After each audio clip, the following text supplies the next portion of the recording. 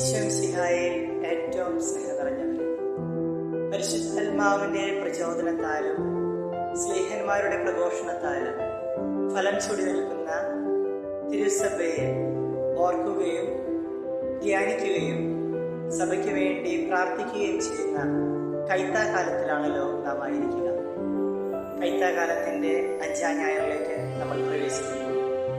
കൂടുതൽ ഫലം ചൂടുവാനായി തിരുസഭാ മാതാവ് ഇന്ന് നമുക്ക് നൽകിയിരിക്കുക ലൂക്കായുടെ സുവിശേഷം 11-ാം അധ്യായം 14 മുതലുള്ള തിരുവചനങ്ങളാണ്.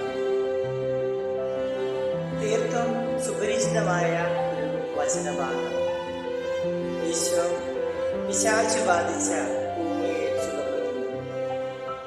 ഈശോ പ്രവർത്തിക്കുന്ന ഈ അത്ഭുതം കണ്ട് ദൈവത്തെ മഹത്വപ്പെടുത്തുന്ന ഒരു കൂട്ടം വ്യക്തികളും ഇത് ഈശോ പ്രവർത്തിച്ചത് പിശാചിന്റെ തലവനായ ബെൽസെബൂലിനെ കൊണ്ടാണ് എന്ന് പറഞ്ഞുകൊണ്ട് ഈശോയുടെ അത്ഭുതത്തെ തീർത്തും അവഗണിക്കുന്ന ഒരു കൂട്ടം വ്യക്തികളെയുമാണ് നമുക്കിന്ന് കാണുവാനായിട്ട് സാധിക്കുക.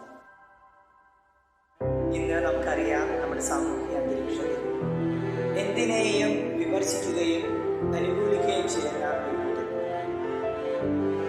സാമൂഹ്യ മാധ്യമങ്ങളിലൂടെയൊക്കെ കടന്നു ചെയ്യുന്നു.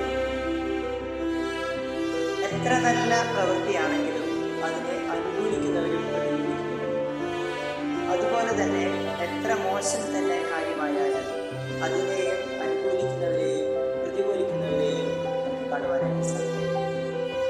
പണ്ട് നമ്മൾ ചെറുപ്പത്തിൽ കേട്ടിട്ടുള്ള ഒരു പഴമൊഴി ഈ വസ്തുതയെ സാധൂകരിക്കുകയാണ്. ആ പഴമൊഴി ഇപ്രകാരമാണ്: അമ്മയെ തല്ലിയാൽ 2 പക്ഷം. അമ്മേനെ തല്ലിക്കഴിഞ്ഞാൽ ഒരു കൂട്ടര് പറയും ആ അമ്മയ്ക്ക് ഒരു തല്ലിന്റെ കുറവുണ്ടായിരുന്നു, ആ തല്ലോടുകൂടി ഒരുപക്ഷെ അമ്മ നന്നായേക്കാം. എന്നാൽ മറ്റൊരു കൂട്ടര് പറയും അമ്മയെ തല്ലുന്നത് ഉചിതമാണ്, അമ്മയെ തല്ലുന്നത് തീർത്തും തെറ്റല്ലേ എന്ന്.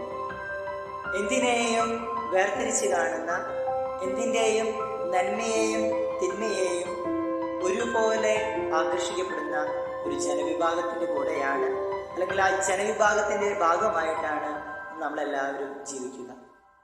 ഇതേ കാലഘട്ടം തന്നെയായിരുന്നു ഈശോയുടെ സമയത്ത്. ഈശോ ഒരു നല്ലൊരു പ്രവൃത്തി ചെയ്തപ്പോൾ, സംസാരശക്തി നഷ്ടപ്പെട്ട ഒരു വ്യക്തിയെ സുഖപ്പെടുത്തിയപ്പോൾ അതിനെയും വ്യത്യസ്തങ്ങളായ വീക്ഷണകോണുകളിൽ നിന്ന് നോക്കിക്കാണുന്ന ഒരു കൂട്ടം ജനങ്ങൾ, നല്ലതെന്ന് പറയുന്നവരും അതേസമയം അതിനെ അത്രമാത്രം പ്രാധാന്യം നൽകാതെ അത് വേറൊരു എതിർദിശയിൽ നിന്ന് നോക്കിക്കാണുന്ന ഒരു കൂട്ടം ജനങ്ങളെ. ഇത് കാഴ്ചപ്പാടുകളുടെ വ്യത്യസ്തതയായിരിക്കാം, ഓരോരുത്തരുടെയും ഗ്രാഹ്യശക്തികളുടെ വ്യത്യസ്തതയായിരിക്കാം. എന്തു തന്നെയായാലും നമ്മുടെ കാഴ്ചകൾക്ക് എപ്രകാരം നമ്മൾ കാണുന്നു എന്നുള്ളതിന് വളരെ പ്രാധാന്യമുണ്ട്. എപ്രകാരം നമ്മൾ വസ്തുതകളെ നോക്കിക്കാണുന്നു എന്നുള്ളത് അതിപ്രധാനമാണ്. ഈ കാഴ്ചയ്ക്ക് ഒത്തിരിയേറെ പ്രാധാന്യമുണ്ട്. എന്ത് കാണുന്നു, എങ്ങനെ കാണുന്നു, എന്തുകൊണ്ട് കാണുന്നു എന്നുള്ള ചോദ്യങ്ങൾക്കെല്ലാം ശരിയായ ഉത്തരമുണ്ടാകുമ്പോഴാണ് ശരിയായ കാഴ്ചപ്പാട് നമുക്ക് കാഴ്ചയിൽ നിന്ന് ഉണ്ടാകുകയുള്ളൂ. ഈശോ ഇപ്രകാരമാണ് പറയുന്നത്: കണ്ണ് ശരീരത്തിന്റെ വിളക്കാണ്, കണ്ണ് കുറ്റമറ്റതെങ്കിലേ ശരീരം മുഴുവൻ പ്രകാശിക്കുന്നു. തീർച്ചയായിട്ടും ഈശോ പറഞ്ഞത് എത്രയോ വലിയ സത്യമാണ്.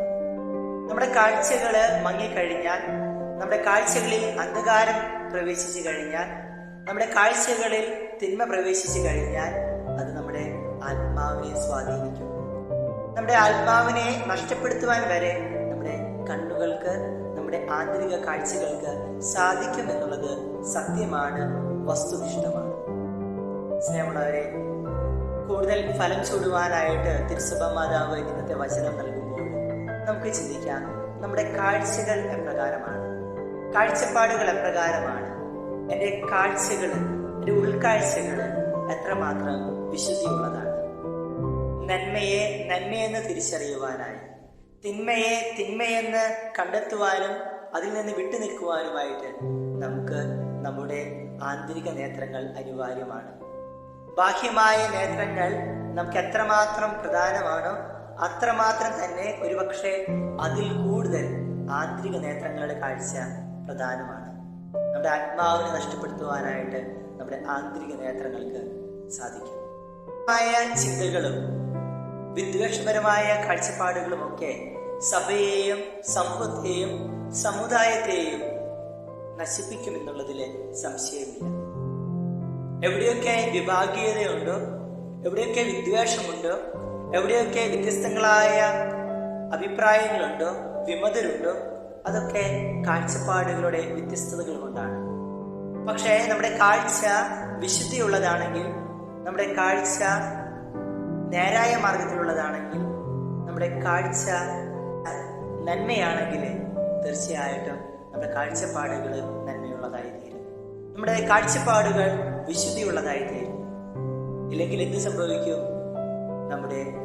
അത് നമ്മുടെ നാടിനെ നശിപ്പിക്കും, നമ്മുടെ സമൂഹത്തെ ഭിന്നിപ്പിക്കും, നമ്മുടെ ഭവനങ്ങളെയും സമുദായങ്ങളെയും സ്തംഭിപ്പിക്കും.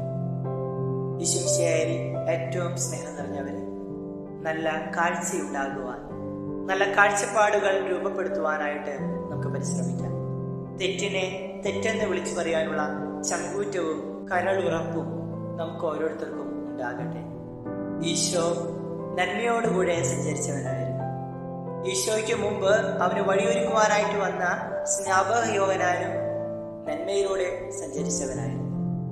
ഈശോയ്ക്ക് ശേഷം ഈശോയുടെ പിൻഗാമികളായി കടന്നു വന്ന സ്ലീഹന്മാരും നന്മയോടുകൂടെ സഞ്ചരിച്ചവരായിരുന്നു. ഇന്ന് ക്രിസ്തുവിൽ വിശ്വസിക്കുന്ന നമുക്കും നേരായ കാഴ്ചപ്പാടുകൾ ഉണ്ടാകട്ടെ. നന്മയോടുകൂടെ ചേർന്ന് നിൽക്കുവാനായിട്ട് സാധിക്കട്ടെ. നന്മയെ അംഗീകരിക്കുവാനായിട്ട് പ്രോത്സാഹിപ്പിക്കുവാനുള്ള ചങ്കുറപ്പ് നമുക്ക് ഉണ്ടാകട്ടെ. തിന്മയെ അതേസമയം തിന്മയെന്ന് ഏറ്റുപറയുവാനായിട്ട് നമുക്ക് സാധിക്കട്ടെ. തിന്മയിൽ നിന്ന് വിട്ടുനിൽക്കുവാനുള്ള ദിശാബോധം ദൈവം നമുക്ക് നൽകട്ടെ. വിശുദ്ധമായവ വിശുദ്ധിയോടെ ചെയ്യുന്നവർ വിശുദ്ധരാകും എന്നുള്ള സുഹൃതം നമ്മുടെ ജീവിതത്തെ നയിക്കട്ടെ, നവീകരിക്കട്ടെ. നിത്യം പിതാവും പുത്രനും പരിശുദ്ധാത്മാവുമായ സർവേശ്വരൻ എന്നേക്കും. ആമേൻ.